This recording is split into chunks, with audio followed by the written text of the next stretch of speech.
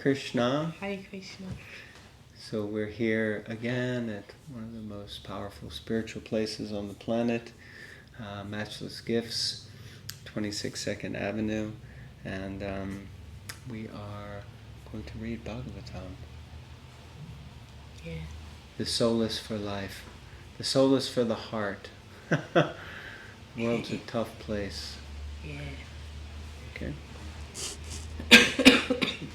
Canto 4, Chapter 17, Text 28. Om Namo Bhagavate Vasudevaya. Om Namo Bhagavate Vasudevaya. Om Namo Bhagavate Vasudevaya. At this time, Prithu Maharaj became exactly like Yamaraj, and his whole body appeared very angry. In other words, he was anger personified. After hearing him, the planet Earth began to tremble. She surrendered and with folded hands began to speak as follows. Purport. The Supreme Personality of Godhead is death personified to miscreants and the Supreme Beloved Lord to the devotees. In Bhagavad Gita, the Lord says, Mityu Sarva Haraschaham. I am all devouring faith. Faithless Death. Death. All devouring faith. Faithless unbelievers who challenge the appearance of God will be delivered by the Supreme Personality of Godhead when he appears before them as death. Hiranyakasipu, for example, challenged the authority of the Supreme Personality of Godhead, and the Lord met him in the form of Nrsimhadev and killed him. Similarly, the planet Earth saw Maharaj Prithu as death personified, and she also saw him in the mood of anger personified. Therefore, she began to tremble. One cannot challenge the authority of the Supreme Personality of Godhead in any circumstance. It is better to surrender unto him and take his protection at all times.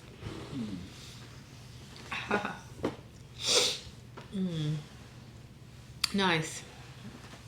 That last bit. Surrender unto him and take his protection at all times is similar to this class.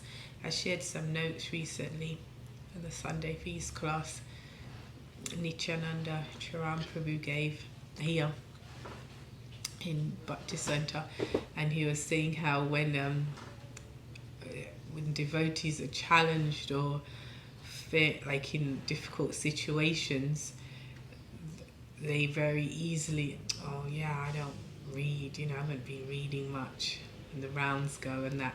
He said, but they never give up their holidays and all the other,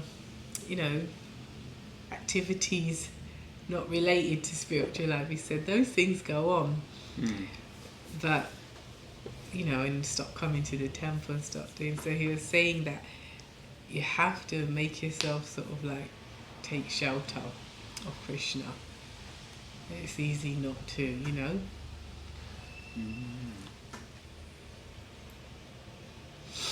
Interesting. Interesting that Prithu Maharaj is, of course, Yamaraj is being compared to anger personified, but Prithu Maharaj has actually become very angry. And of course, anger is considered one of the 3 gates to hell. That's also another thing. But we do know, of course, that anger can be used in service. The examples that are often given are Arjuna. In fighting the Battle of Kurukshetra, he had to utilize his anger in the service, and then also Hanuman, that he used his anger to burn Lanka and help in defeating Ravana. So it's not that the emotion is horrible. Was it lust, anger, and greed? Greed can be used because Rupa Goswami explains there's only one price to pay for pure devotional service, and that's lolium, which is greed.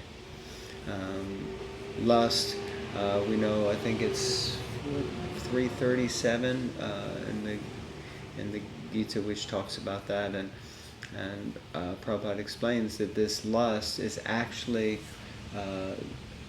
love in its pure form in the spiritual world that's been, transformed into lust in contact with the material energy. So we can utilize that same principle of desire to also cultivate and develop love. So like this, these things can be used. But it's interesting that he's very angry. So let's hear what planet Earth has to say. Text 29. The planet Earth spoke, "My dear Lord, O Supreme Personality of Godhead, you are transcendental in your position, and by your material energy you have expanded yourself in various forms and species of life through the interaction of the three modes of material nature. Unlike some other masters, you always remain in your transcendental position and are not affected by the material creation, which is subject to different material interactions. Consequently, you are not bewildered by material activities." So it sounds like Bhumi Devi in the form of this cow is now like, okay, yeah, this is all good. You're great, and these are all your great qualities. Purport is quite long. That's a long paragraph. After King Prithu gave his royal command, the planet Earth in the shape of a cow could understand that the king was a directly empowered incarnation of the Supreme Personality of Godhead. Consequently, the king knew everything, past, present, and future. Thus, there was no possibility of the earth cheating him. The earth was accused of hiding the seeds of all her herbs and grains, and therefore she is preparing to explain how the seeds of these herbs and grains can be again exposed. The earth knew that the king was very angry with her, and she realized that unless she pacified his anger, there was no possibility of placing a positive program before him. Therefore, in the beginning of her speech, she very humbly presents herself as a part and parcel of the Supreme Personality of Godhead's body. She submits that the various bodily forms manifest in the physical world are but different parts and parcels of the Supreme Gigantic Body. It is said that the lower planetary systems are parts and parcels of the legs of the Lord, whereas the upper planetary systems are parts and parcels of the Lord's head. The Lord creates this material world by his external energy, but this external energy is in one sense not different from him. Yet, at the same time, the Lord is not directly manifest in the external energy, but is always situated in the spiritual energy, as stated in the Bhagavad Gita 9:10, Mayadhyakshena Prakriti. Material nature is working under the direction of the Lord. Therefore, the Lord is not unattached to the external energy, and he is addressed in this verse as Guna Atma, the source of the three modes of material nature. As stated in the Bhagavad Gita 13:15, Nirgunam Guna Bhoktir Cha. Nirgunam Guna Bhoktir Cha. Although the Lord is not attached to the external energy, he is nonetheless the master of it. The philosophy of Lord Chaitanya, upholding that the Lord is simultaneously one with and different from his creation, Achintya Bheda Abheda Tattva, is very easily understandable in this connection. The planet Earth explains that although the Lord is attached to the external energy, he is nirduta. He is completely free from the activities of the external energy. So I'll pause there and then you can read the rest. But very important points. So it's not always easy for us to understand how we make a distinction. We say that this is the material world, that's the spiritual world.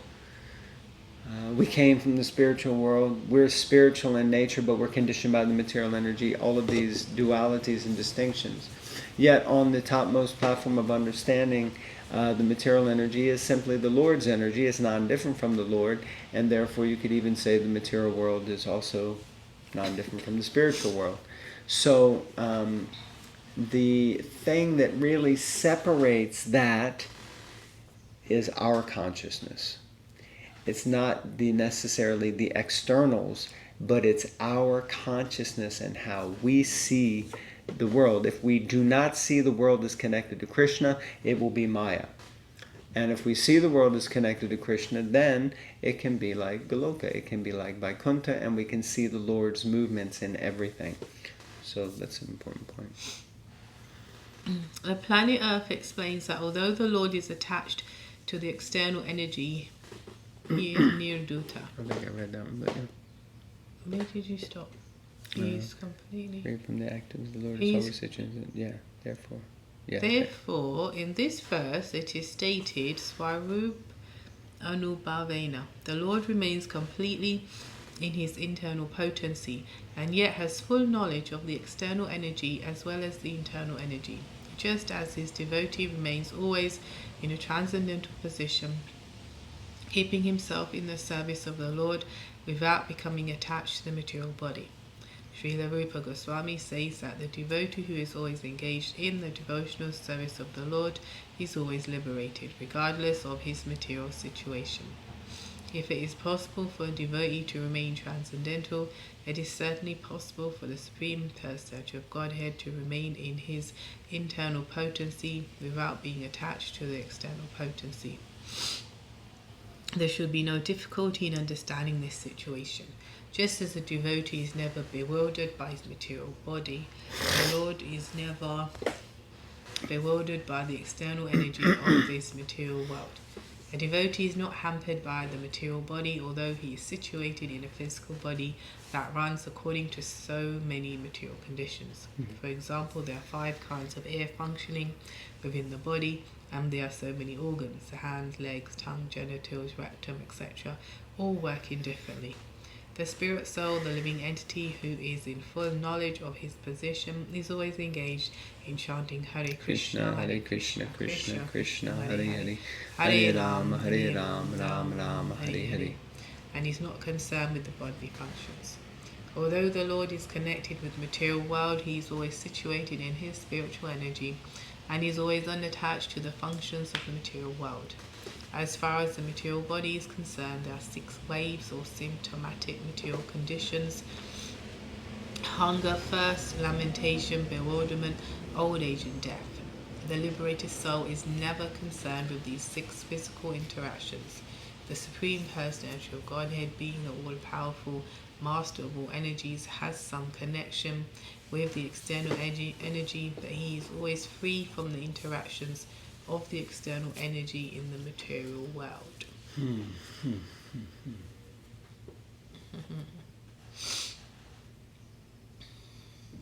Yeah, well, I guess one test of a liberated soul, or working towards being that anyway, is that to what degree we are affected by these 6 waves: hunger, thirst, bewilderment, old age, death. It's interesting, as you get older, when you're younger, and you're like, yeah, chant Hare Krishna, dance around, eat, chant, dance more, eat more, whatever. And then as you get older, and you realise, oh, I'm getting old, you know. But like, when you take, sometimes like recently when I've been taking photos and that, and then I look, oh my God, I didn't realise I look like that. It's interesting, the material energy is so thick. It's so thick, meaning, like Prabhupada says, a curtain of illusion. So it's such a thick curtain. It's not a net curtain that you really can't see through it, you know. So, yeah, it's amazing. Amazing. Even one devotee was just speaking to me recently from London, and we're talking about parents and my parents, and then it was interesting. He was there and not there, and he was more absorbed in his young baby, as it were. And I didn't say, yeah, your baby's gonna die. I didn't say that. But my point was, we were just sharing, and then I was like, yeah, but it's nothing. Like, he was trying to make out, oh, it's a unique situation. Your parents have some specific. I said, not really. They're old, and they are experiencing old age, and we all know disease comes in that line, and we all know what happens at the end of it, unfortunately. And it's happening. I don't mean that in a way of careless, I don't care, but it's a fact, you know. It's a fact. And I guess I was trying to imply all of us, means you and your extensions and that, and it was just going up and over his head, and I realised, yeah, because material energy is so strong that when you're newly married or when you have a new baby or this, you are not thinking of the end of that pleasure. Yeah, how it's all going to play out, actually. Because it's such a strong energy that it doesn't touch you, you know. Even if you are told Uncle Bob's dead now and you go to the funeral, but it's such a... Whereas this energy seems to thin out. I'm not saying it goes away, but it does thin out, and you start to... Your curtain becomes a bit more like a net curtain, and you're like, wait a minute. Oh, It's a thin veil. Chasing all this time. Now I'm old. And I'm midlife crisis. Oh my dear Lord.